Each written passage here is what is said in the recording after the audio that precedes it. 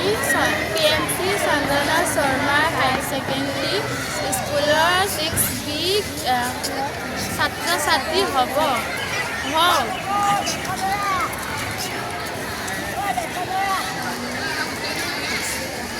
আজি আমি বিকশিত ভাৰতৰ অধীনত আইডিয়া শ্ৰেণী কৰিব সহজ উপায় আনিছোঁ। যেনে গছ-গছনি গৰু ছাগলীৰ মুখৰ পৰা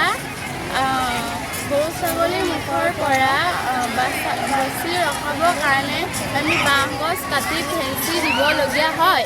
কিন্তু বাঁহ গছ কাটি অনিষ্ট কৰাতকৈ আমি সহজ উপায় যেনে গৰুৰ গুৰ বা ছাগলীৰ গুৰ আনি পানীৰ লগত মিহলি কৰি যদি গছৰ চাৰিওফালে ছটিয়াই দিওঁ, গছজোপা গৰু ছাগলীৰ মুখৰ পৰা ৰক্ষা কৰিব পাৰোঁ। যেনে আমি গছ-গছনি গৰু ছাগলীৰ মুখৰ পৰা ৰক্ষা কৰিব পাৰিম।